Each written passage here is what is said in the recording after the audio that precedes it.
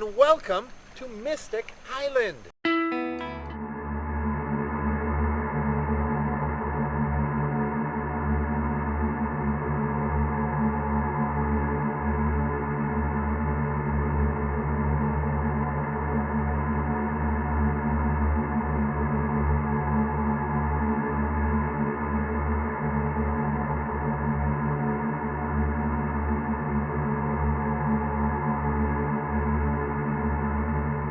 Countless doorways seemed to sneer in the dancing light. He started down the hall, shadows scurrying into corners, the light from his flashlight refracting off curtains of dust. The house was breathing, he was sure of it. All around him, whispering, echoed breaths. Stop it. Houses don't breathe. A doorway waited at the end of the hall like the opening of a crypt. Phineas approached and peered into the room, dueling the dark with his flashlight. The light caught hold of nothing but far-off walls and the wood floor of a sprawling abode. Phineas sank into the darkness, like a boot into mud. He walked around the space, imagining where furniture would have been. A dresser, a wardrobe, a bed where Captain Price entertained his young bride, and she entertained the butcher, baker, and candlestick maker. Phineas stopped. He'd heard a sound as he'd stepped across the middle of the floor, a soft clack, clack, and he'd felt the slightest of shifts in the boards beneath him. He rewound his steps. Then, very slowly, he stepped forward again. Clack, leaning all his weight forward. Clack. It was a hollow, rattling sound where a floorboard shifted. Phineas set the flashlight on the floor and, bending down, he clawed at the board with both hands. It didn't budge. But a great adventurer wouldn't have come unprepared for such an obstacle. Indy had his bullwhip and revolver and Stetson hat, and what adventurer would be worth his weight without a trusty knife? Phineas retrieved his jackknife from his backpack and unfolded its blade with a click. He pried at the edge of the board. It lifted, almost there, but fell back into place. Undaunted, he dug with his blade again, the edge of the board lifting, his fingers getting hold, and he yanked up the board. He shined the light into the opening. There it was, the ivory profile of a woman. Phineas rubbed his fingers together, licked his lips, and carefully retrieved his treasure. Fortune and glory was his. He would become as much a legend as Martha Price herself. He stood silent a moment. The house was quiet. Even its echoed breathing seemed to cease. The house didn't seem to know or care that he took its most hallowed treasure. The flashlight's beam gave the illusion of movement to the cameo. Or was the figure actually moving? Were the stories about the brooch true? Would it talk to him at any moment? Yeah, right, Phineas Wilkes snorted with a sly grin.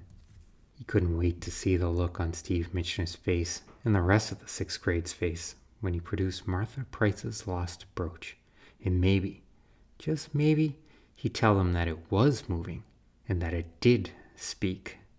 Phineas froze, cocking his head, his hand tightening on the brooch. He held his breath, listening. Something had knocked, far off, in another part of the house. A steady thumping. A wayward trick-or-treater? The cops? More likely, it was his idiot friends downstairs. They were either trying to scare him or signaling him for some reason. Maybe it was the cops. He heard the thumping from downstairs again, and if those knuckleheads weren't causing the thumping, then he'd have to get them out of there before they scared themselves so badly that their underwear would never come clean. None of it mattered at this point. He had his prize, and it was time to go. His friends were still where he'd left them. They now looked like cardiac patients and needed defibrillators. "Did you hear that knocking?" Patrick said, his voice cracking at the edges. With a trembling finger, he pointed to the wall. "It came from over there," he said. "Twice," he added, his voice giving an extra squeak. "We were going to leave you here," Ralph said. Just leave him here? Did these bozos realize who he was? What he'd just accomplished? Like he couldn't handle himself. Phineas smiled and strolled to the wall. He knew the knocking was a branch banging against the house or mice feasting on plaster. But these yahoos thought it was Martha, the unfriendly ghost. He leaned against the wall. "What, this wall right here?" he said with the coolest grin he could muster. The other boys stepped back. Phineas produced the cameo. "I got it," he said, waving it to stress the fact. "Then let's get out of here," Ralph said. "Let's get out of here?" He just found the brooch. Martha Price's brooch, the holy grail of preteen adventurers. And all these guys could say was, "Let's get out of here." He didn't expect ovations and cartwheels, but how about a little credit where credit was due? A lot of credit due, for that matter. "What is your problem?" Phineas said. "We told you. We heard knocking in that wall," Ralph said. "Twice," Patrick said, his voice squeaking again. Cousin Jimmy said, "Phineas, I want to go home." Phineas stared at them. He couldn't believe this. "Look, I just went through this whole house, and I found the brooch." He held it up again. "And you weenies are afraid of this stupid wall?" He knocked on the wall to emphasize his point. The wall exploded with flying plaster and shattering slats of wood. The other three boys screeched. A hand latched onto Phineas's wrist. He turned to see, glowing in the moonlight, the sneering, decayed smile of a skeletal face. Dried remnants of flesh hung from its features like ragged clothing, and its jaw opened in a silent scream as its empty eye sockets fixed onto Phineas Wilkes's pale face. Phineas was aware of his friends fleeing out the window. He was aware of the skeletal fingers binding his wrist. He was aware of the warm urine running down his leg. He was aware of all this, yet he was unable to react to it. He couldn't move. He couldn't scream. He could only watch as another of the skeleton's hand emerged from the wall and struck like a cobra, relieving him of his prize. He swooned toward a faint, swimming, almost drowning sensation, but the skeletal hand gripping his wrist tightened, and the pain brought him back, releasing the scream frozen in his lungs. He grabbed the skeleton's forearm, clawing at the coarse, dry bones.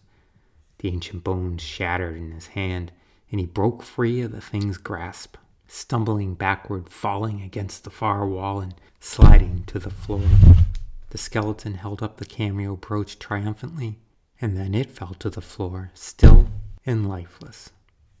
Officers Orvac and Bell stepped into Philip and Martha Price's sitting room.